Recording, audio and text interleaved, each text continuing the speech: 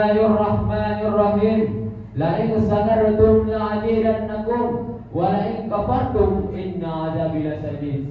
Barang siapa yang syukur akan nikmat kepada Allah, niscaya akan kutambah. Wa la in kafartum inna adzabi lasadid. Dan barang siapa yang kufur akan nikmat kepada Allah, sesungguhnya azabku yang sangat pedih. Oleh karena itu, barulah kita mengucapkan rasa syukur kita kepada Allah Subhanahu wa taala yang berlapaskan alhamdulillahi rabbil alamin. Perkenalkan, nama saya Manda Saputra.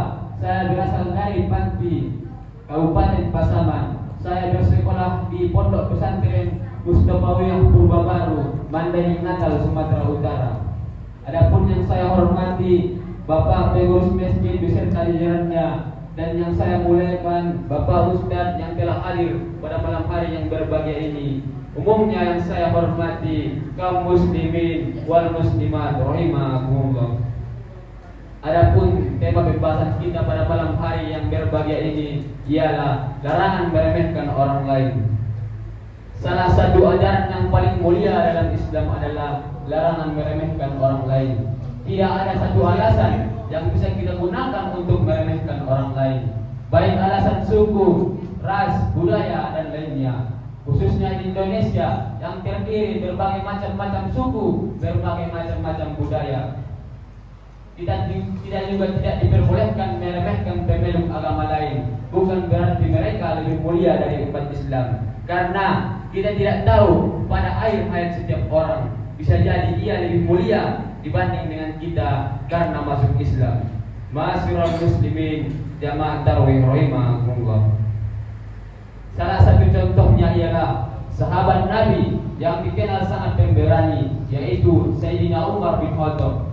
Beliau memiliki masa lalu yang sangat kelam. Sebelum beliau memeluk Islam, beliau salah satu orang yang berambisi untuk membunuh Nabi. Tapi apa hendak dikata, takdir Allah berkata lain. Setelah beliau memeluk Islam, beliau menjadi kebanggaan umat Islam dan menjadi sahabat Nabi yang paling dekat. Itulah alasan kenapa kita tidak diperbolehkan meremehkan pemeluk agama lain. Ma'asyiral muslimin jamaah tarawih rahimakumullah.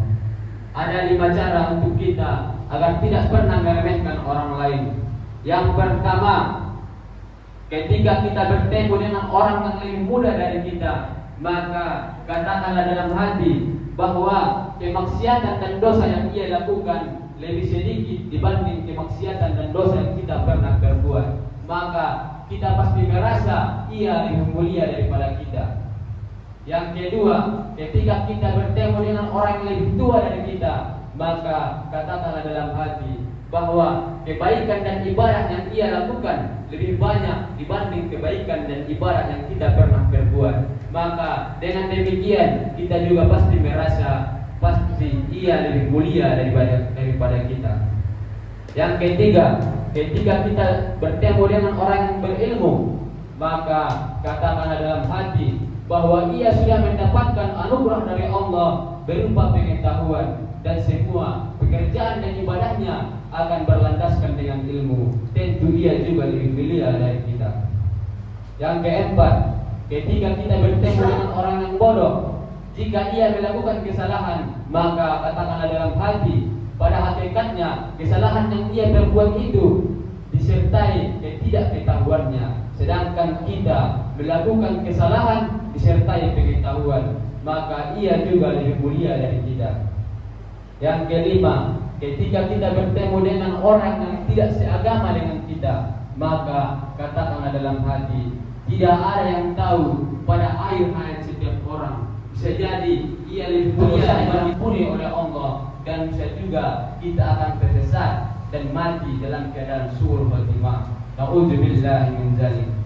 Mungkin cukup sekianlah yang dapat saya sampaikan. Salah dan janggalnya saya mohon maaf. Wabillahi taufiq wal hidayah. Ila liqa'i ma'assalamah. Assalamualaikum warahmatullahi wabarakatuh.